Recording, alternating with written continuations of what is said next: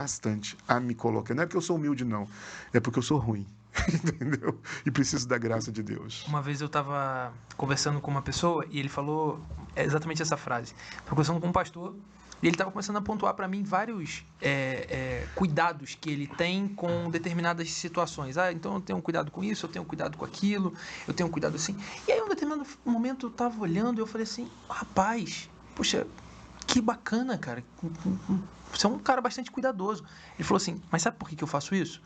Porque eu me conheço. Sim. Porque eu sei que eu sou ruim. Isso. Então eu não faço porque, olha, eu estou fazendo algo muito legal. Não, eu faço porque eu sei que eu sou ruim, eu sei quem eu sou. Eu sei o que a minha natureza grita toda noite para mim. Sim. Então, naquele momento em que a gente muitas vezes vê alguns pastores tomando cuidados aqui, cuidados ali, esses pastores, eles têm a perfeita convicção de quem eles são. E o contrário também é verdade.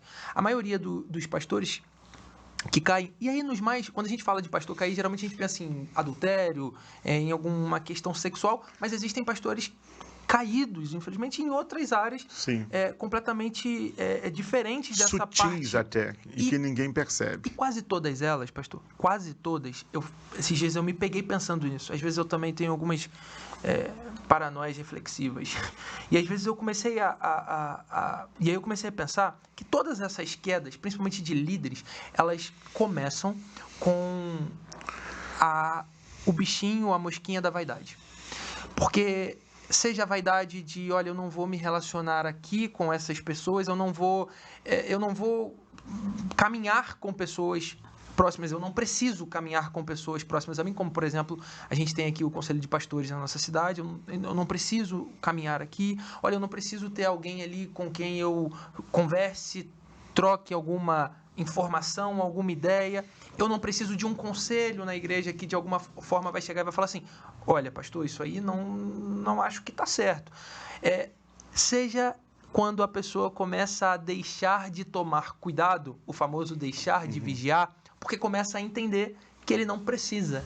E aí a gente começa a ver que a raiz lá do pecado, a raiz lá da queda, muitas vezes está ligada a a deixar de lado esse vigiar. E deixou de lado porque, em algum momento, olhou e falou assim, eu já não preciso, eu já passei dessa fase, eu consigo lidar bem com essa situação.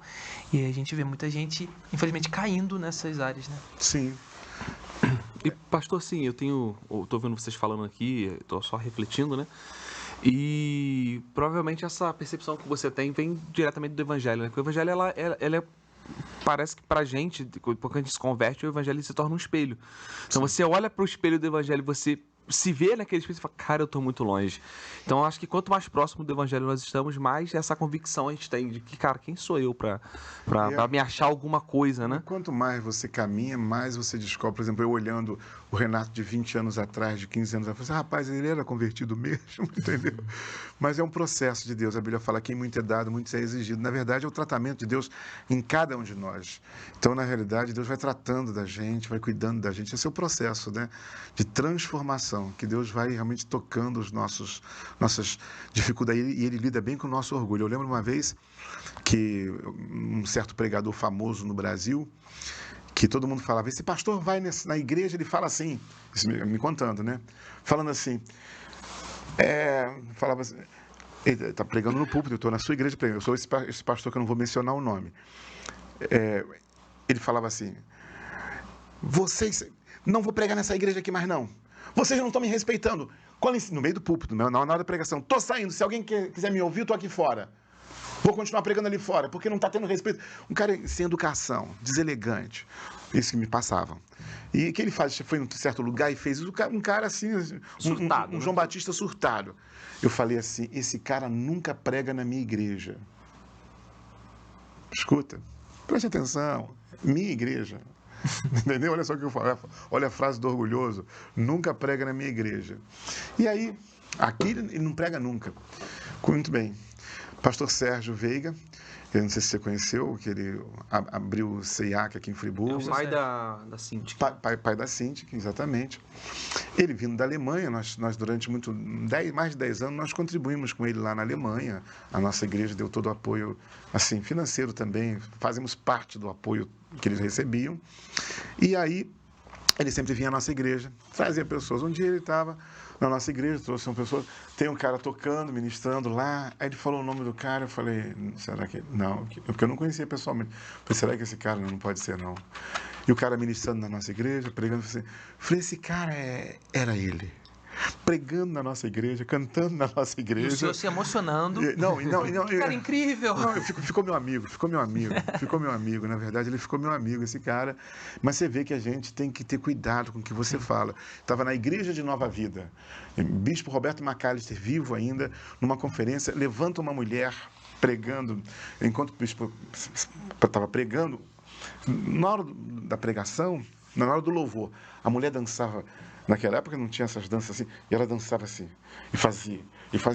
E o bispo Roberto McAllister, com o olhar em cima dela ali, e ela fazia assim, e ela fazia uns negócios esquisitos, um negócio assim, chamava atenção, um negócio. E o bispo não podia falar o quê? Não pode dançar assim. Teve uma hora lá que ela mencionou uma coisa, ele deu uma discreta, colocou ela no lugar, e a mulher assim, eu pensei no meu coração. Graças a Deus que eu não tenho uma coisa dessa na nossa igreja. Meus irmãos, na semana seguinte que eu voltei da conferência, no domingo, eu estou pregando, lá no final do auditório, levanta uma mulher fazendo a mesma coisa. Eu falei, não acredito nisso. E ela fez, só que eu não resisti. Eu falei, minha senhora, desculpa, eu não sei o que está acontecendo. Não, mas no final, senta, porque depois a gente conversa. A mesma coisa. Então você vê que Deus, ele sabe cuidar da gente muito bem e tratar com o nosso orgulho. Eu não quero, na minha igreja, que igreja que eu tenho, rapaz? A igreja é dele, prega quem quer, então a gente vai sendo arrebentado nesse sentido. E partindo desse princípio, a gente até pontuou já alguma questão em relação a isso, mas a gente vê hoje igrejas muito controladoras, né? Igrejas que de alguma forma querem, de alguma